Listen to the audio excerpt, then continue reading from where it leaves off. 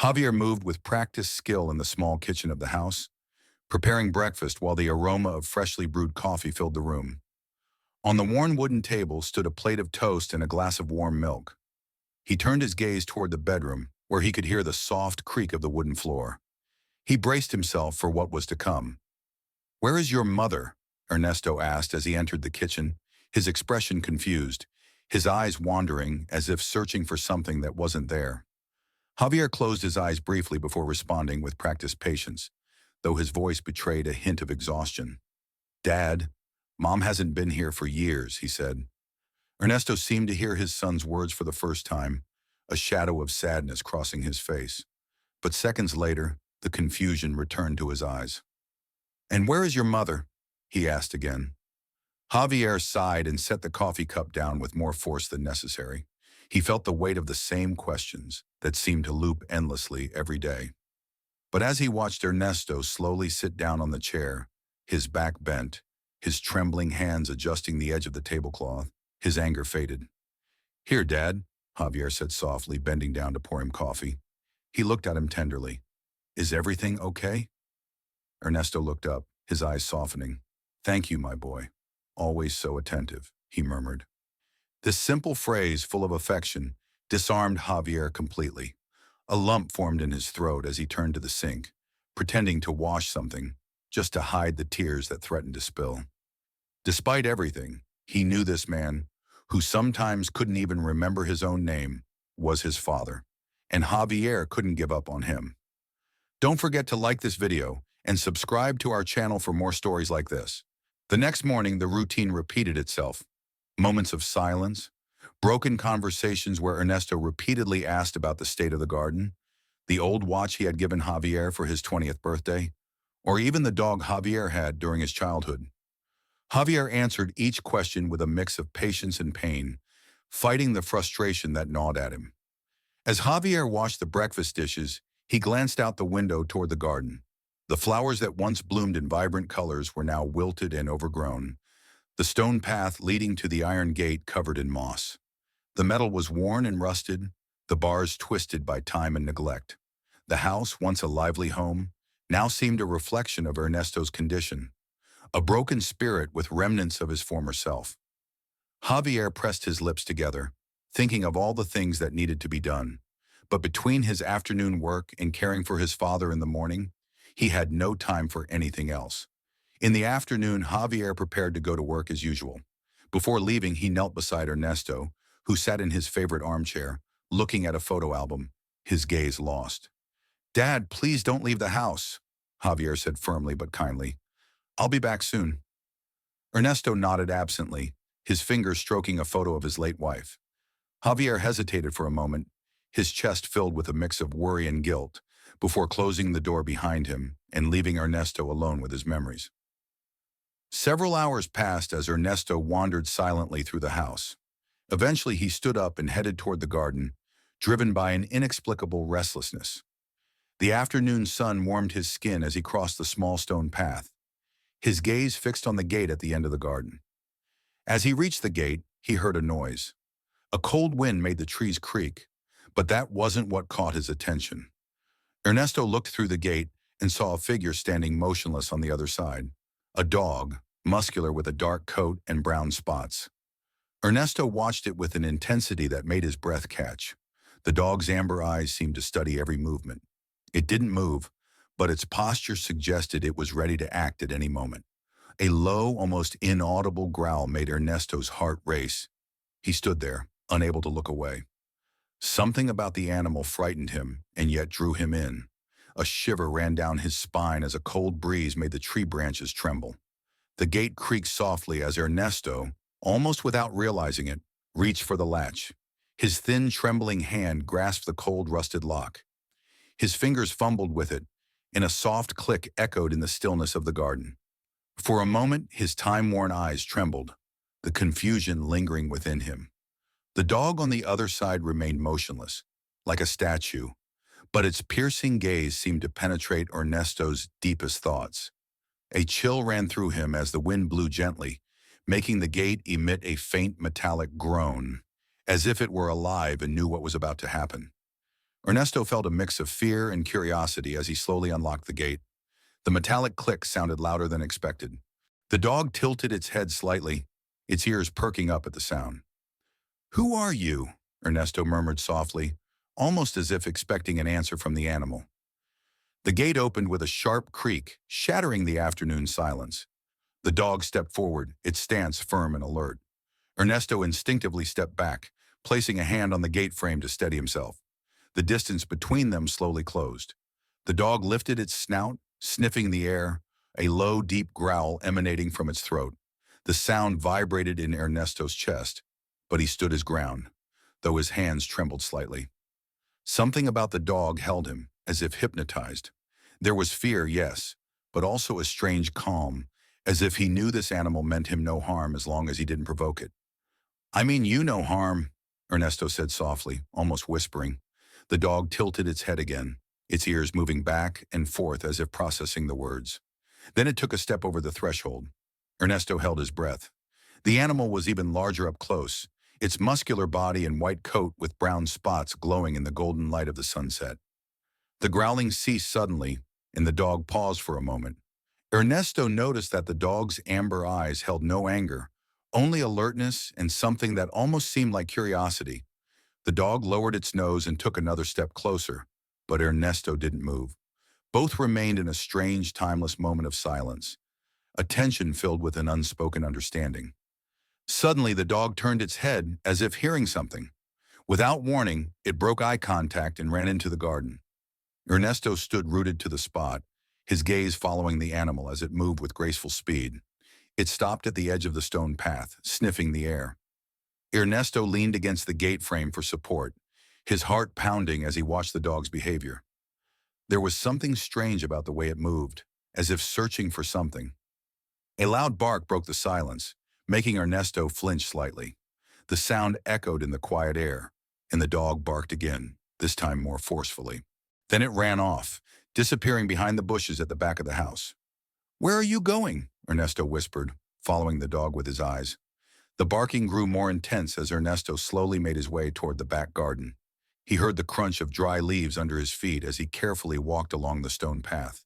The dog's barking grew louder, more penetrating, and beneath the echoes, Ernesto thought he heard something else. Voices. He stopped and tilted his head to listen better. The voices sounded like whispers, soft but unmistakably human. Ernesto's thoughts froze as his mind tried to comprehend what he was hearing.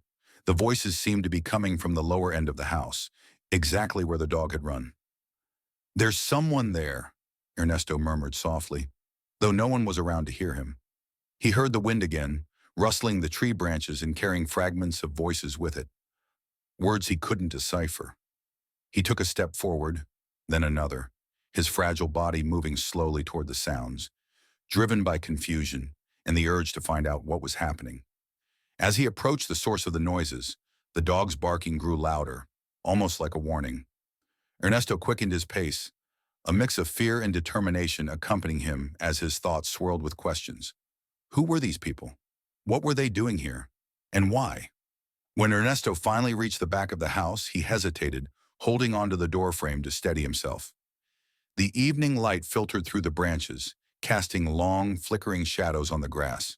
The dog stood there, its body tense and alert, its fur bristling like armor. The dog's amber eyes glowed with a mix of determination and anger as they focused on two figures moving in the shadows of the bushes. It was two men, dressed in dark clothing, with backpacks over their shoulders. One held a metal rod, while the other crouched as if searching for something. The tools he pulled from his backpack revealed their intentions. Ernesto tried to shout, but his voice was barely more than a whisper. His throat seemed to tighten, and his fragility prevented him from projecting any authority. The men turned their heads as they heard Ernesto, their faces twisting into a mix of surprise and irritation. "This doesn't concern you, old man," one of them growled, his voice full of intimidation. The dog growled deeply, a threatening sound that made the second man step back. The dog moved with a quick, fluid motion, like a shadow. The man with the metal rod raised it to defend himself, but the dog leaped with impressive force, knocking him to the ground. The dog's barking mixed with the man's screams as he tried in vain to escape, while the dog sank its teeth into his forearm.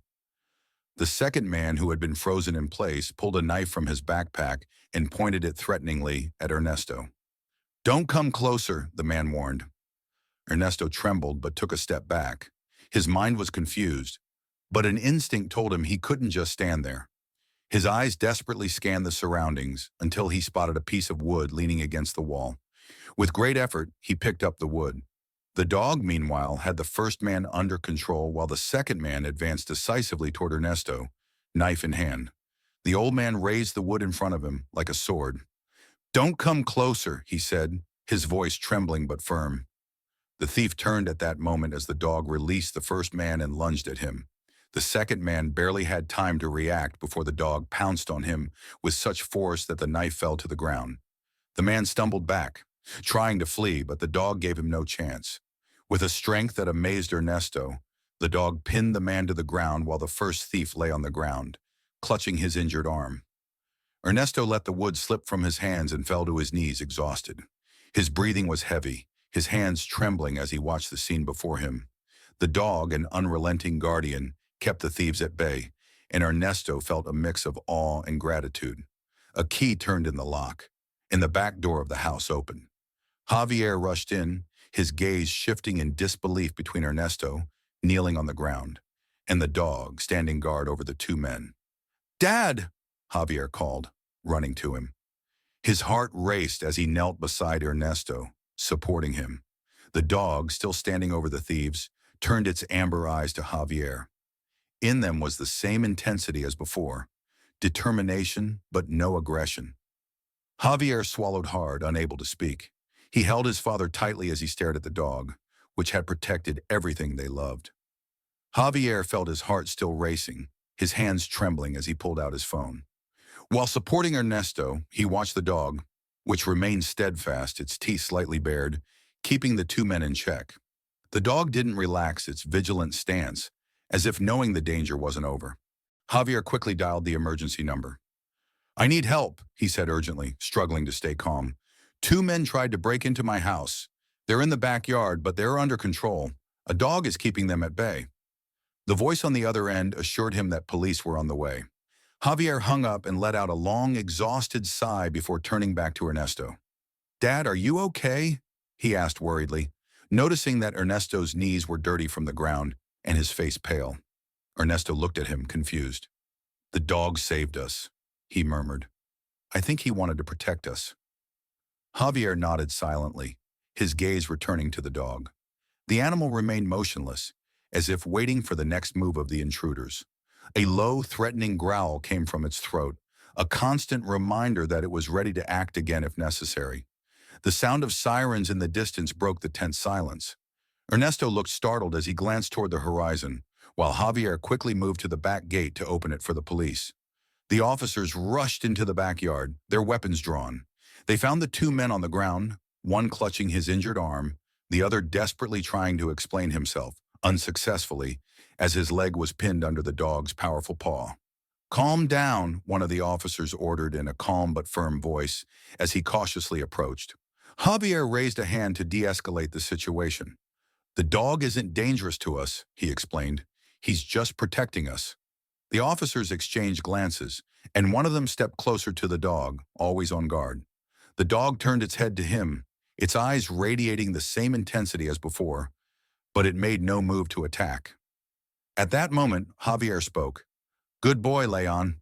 It's okay," he said firmly but gently, testing the name that had stuck in his mind since Ernesto's murmured mention. The dog seemed to understand the words. Slowly it lifted its paw from the thief's leg and took a few steps back, standing beside Ernesto. It seemed to want to ensure no one else was harmed. The officers handcuffed the intruders and began questioning them. Javier helped Ernesto sit on a chair near the back door. One of the officers approached to take Ernesto's statement, but the old man's words were disjointed and confused. "They were at the wall, and the dog saved us," Ernesto repeated over and over, his trembling fingers reaching out as if still stroking the dog.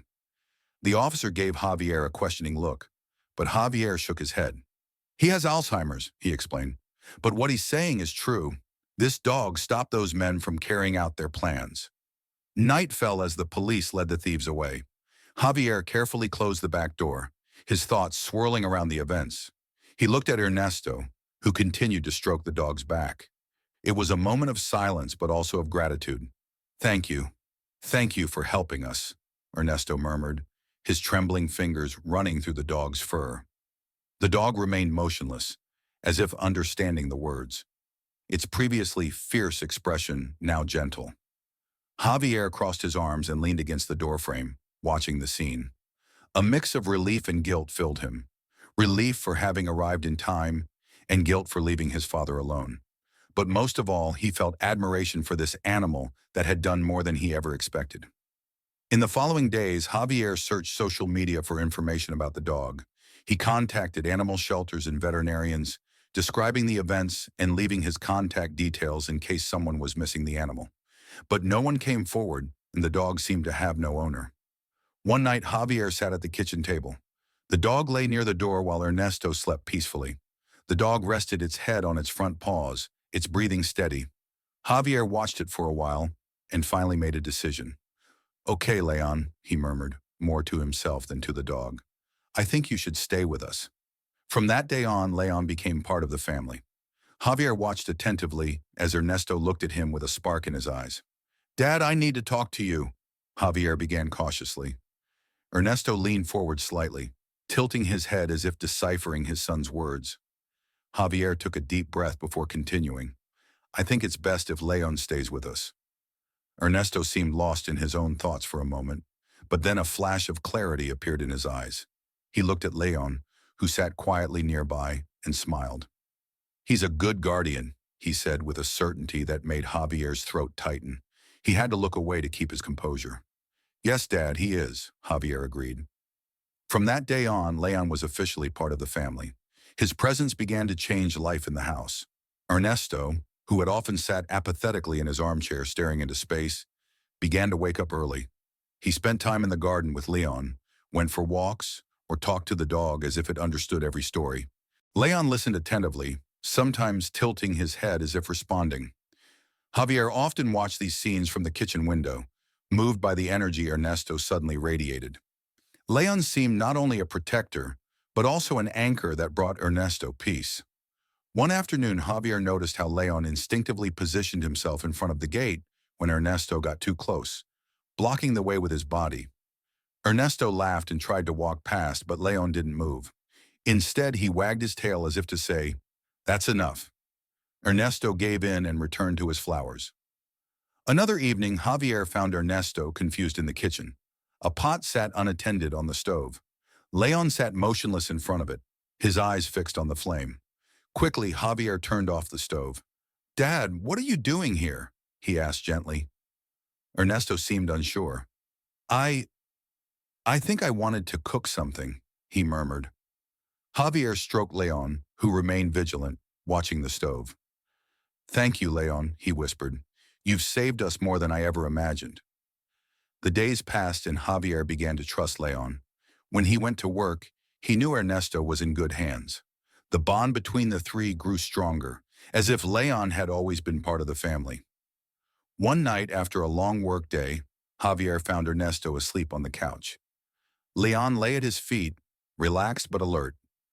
Ernesto moved his hand in his sleep, unconsciously stroking the dog's fur. Javier leaned against the doorframe, feeling a sense of peace he hadn't felt in a long time. The next morning, sunlight filled the house. Leon ran joyfully among the flowers while Ernesto watched from a chair, a cup of coffee in hand. Javier stood at the door, observing the scene with a quiet smile. Leon's arrival had changed everything.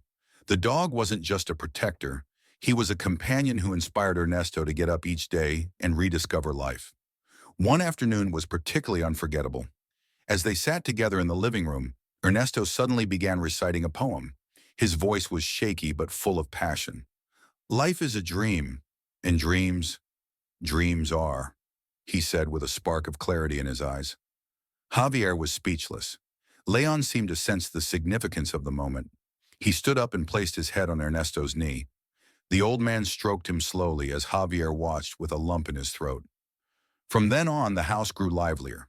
They planned a shared meal in the garden, something Javier had avoided due to Ernesto's condition. But with Leon, everything seemed possible. On one of those quiet evenings, Javier wrote in his journal, "Leon hasn't just guarded our home, he saved us from ourselves." As he looked up, he watched Ernesto and Leon with deep gratitude. For the first time in years, life felt complete again. Don't forget to like this video and subscribe to our channel for more stories like this. Thanks to our valued viewers, we continue to improve every day. Please subscribe and give this video a thumbs up.